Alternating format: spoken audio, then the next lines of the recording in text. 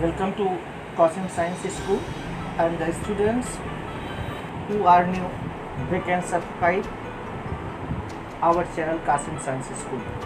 Today I am going to teach the first lesson of intermediate English, A Girl with a Basket. A Girl with a Basket, written by William C. Douglas. A Girl with a Basket का हिंदी रूपांतरण टोकरी लिए हुए एक लड़के। William सी Douglas ये supreme court के जज हैं। और विलियम सी डगलस ने जो इस पाठ के लेखक हैं, रानीखेत जाते समय नई दिल्ली से बरेली तक रेलगाड़ी से यात्रा की। वे भारत और भारत के लोगों की इच्छा भी जानना चाहते थे। प्रत्येक स्टेशन पर उन्होंने प्रत्येक जाति, धर्म और रंग के लोगों को देखा। उन्होंने उनसे भिन्न भिन्न विषयों पर बातचीत की। एक स्टेशन पर उन्हें कुछ शरारती बच्चों ने घेर लिया जो टोकरियां बेच रहे थे। ये सब शरारती थे। जब भारत और पाकिस्तान के बीच में बंटवारा हुआ था तो भय के कारण 90 लाख हिंदू पाकिस्तान से इंडिया आए थे और उनमें से ज्यादातर गरीब थे। लेखक ने भी उन्हीं गरीब बच्चों की, शरारतियों की बनी हुई टोकरियों को खरीदा। अंत में एक शरारती 9 साल की लड़की थी। उसके पास भी एक टोकरियां थी, वो भी अपनी टोकरियों को बेचना चाहती थी। विलियम सी डगलस के पास लेकर आई। भीड़ बहुत थी, लेकिन स्टेशन पर विलियम सी डगलस कोई आम व्यक्ति नहीं थे, बल्कि ये जज ऑफ सुप्रीम कोर्ट थे। सुप्रीम कोर्ट के न्यायाधीश थे, अमेरिका के। और वो लड़की आई, इनसे निवेदन किया, लेकिन इनके पास जगह नहीं थी। इन्होंने चैरिटी में, दानशीलता में कुछ मुट्ठी भर सिक्के उसके टोकरी में डाल दिए, किंतु लड़की ने मुफ्त उपहार को लेने से मना कर दिया। उसमें स्वाभिमान एवं आत्मसम्मान की भावना थी। अतः लेखक उससे बहुत प्रभावित हुआ। उन्होंने पंडित नेहरू को भी सूचित किया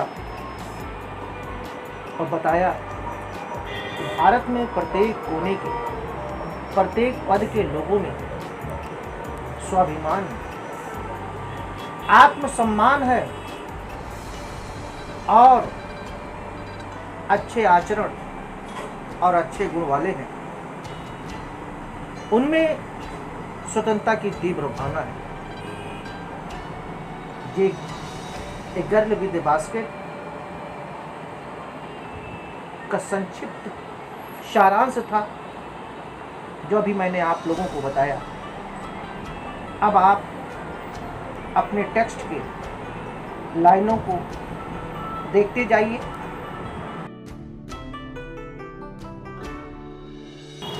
टेक्स्ट देखिए। I had left New Delhi for the Himalayas.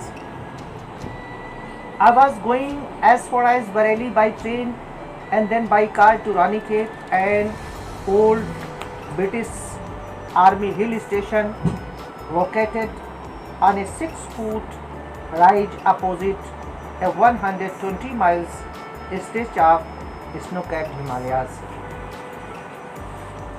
The train was slow and it stopped at all the way stations. At every stop, I swung open the door of my compartment and walked the platform. लेखक कहता है कि जब ये भारत आया तो दिल्ली से हिमालय पर्वत की पहाड़ियों को देखने के लिए चल दिए। लेखक कहता है कि मैं बरेली तक रेलगाड़ी से गया और रानीखेत तक बस से। रानीखेत अंग्रेज़ों की पुरानी सैनिक छावनी है जो 6000 फुट लंबी पर्वत की ऊंचाई पर स्थित है और उसके सामने 120 लंबा बर्फ से ढका हुआ हिमालय पर्वत। रेलगाड़ी धीमी गति से चल रही थी और यह रास्ते के सभी छोटे छोटे सबअर्बन स्टेशनों पर रुकती थी।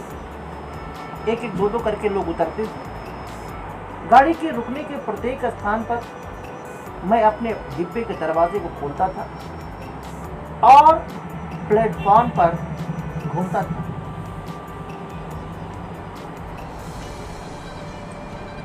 The platform were packed with the people. Platform भरा हुआ था लोगों से। Sikhs, Muslim, Hindu, soldiers, merchant, priest, porters, beggars, सिखों, मुसलमानों, हिंदुओं, सिपाहियों, व्यापारियों, पुजारियों, कुलियों, भिखारियों, फेरी वालों से। Almost everyone was barefoot. लगभग सभी नंगे पैर थे। And dressed in a loose white garment. और सभी ढीला सफेद रंग का कपड़ा पहने थे। I would ask at least 3 people. मैंने कम से कम 3 लोगों से पूछा। Before I could find one who spoke English.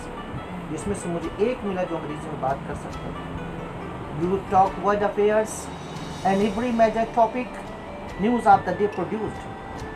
मैंने संसार की उस समस्याओं के बारे में और प्रत्येक जो मुख्य विषय था उस दिन की खबर का जो प्रकाशित हुई थी उस पर भी जो है मैंने बातचीत किया।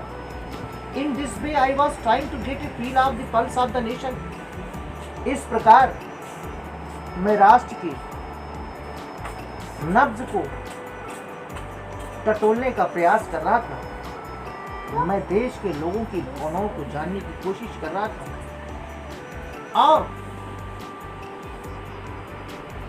checking opinion against official attitude and reports।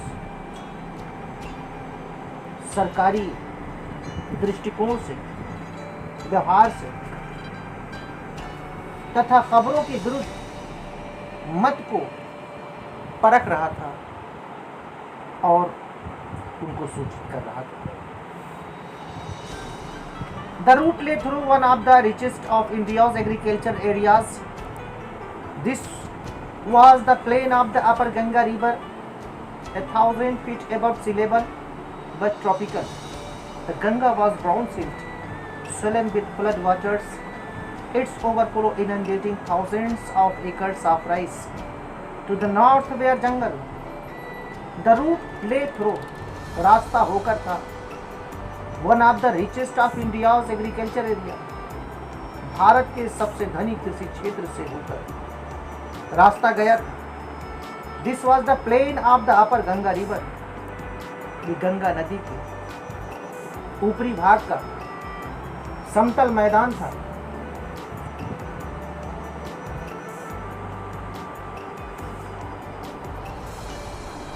A 1000 feet above sea level, समुद्री सतह से 1000 फीट की ऊंचाई पर था, बट ट्रॉपिकल, लेकिन ये गर्म था। Ganga was brown silt, Ganga भूरे रेतीलों वाली थी। सोलन विद फ्लड वाटर्स, बाढ़ के पानी से भरी हुई थी। इट्स ओवरफ्लो, इसके बाढ़ ने इनंडेटिंग, जिबो रखा था, बर्बाद कर रखा था। Thousands of acres of rice, हजारों एकड़ धान की खेती को इसने डिबो कर रखा था।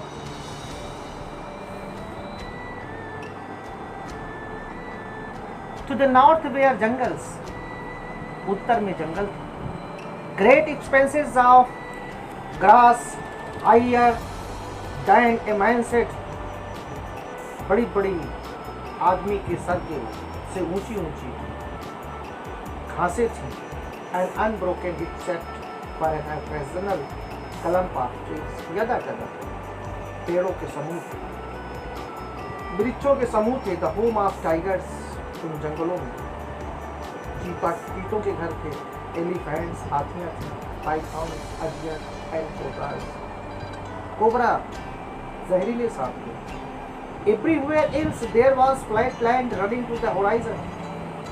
चारों तरफ चौरस मैदान जो क्षैतिज तक फैला हुआ, but dotted here and there, परंतु इधर उधर by the sacred banyan tree, पवित्र बरगद के पेड़ भी थे, or by rows of pakar tree, या पाकर के वृक्षों की कतारें थी, या पाकर के वृक्षों की कतारें थी, shaped like elms and having thick twisted stems, और उनके तने ऐसे हुए जिनका आकार मोटे मुड़े हुए तनों वाले एल्म वृक्षों के समान था।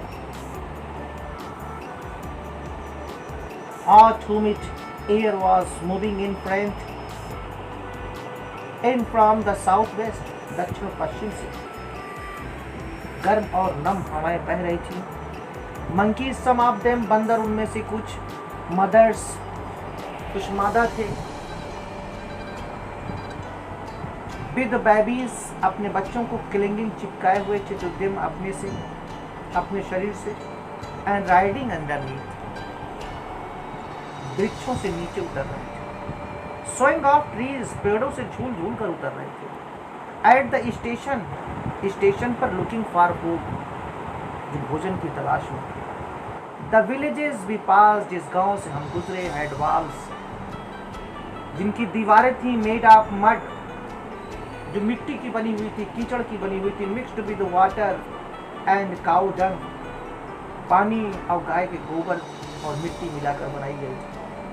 Their peaked roof, उनके नुकीले छत छाए गए थे, बंडल्स ऑफ ग्रास, घास के बंडल से। Tied to bamboo poles, जिसमें बांस बंधे हुए थे, stretched across the rector, उसके चारों तरफ बल्लियां लगी हुई थी। That day the pumpkin vines, कद्दू की बेलें, that grew over them were in bloom, उस भद्दी दीवार पर खिली हुई थी। Trailing streaks of yellow over dry walls, उस भद्दी दीवार पर पीले रंग में लाइनों में जो है लटक रही थी।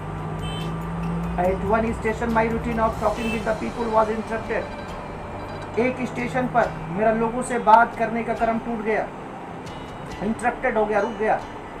As soon as I alighted, जैसे ही मैं उतरा, a group of young children gathered around me, एक बच्चों के समूह ने मुझे चारों तरफ से घेर लिया। They were selling baskets, वे टोकरियाँ बेच रहे थे, and woven, हाथ की बुनी हुई, reed basket, सरकंडे की बनी हुई, with the simple designs, साधारण नमूने, and patterns और आकार के थी।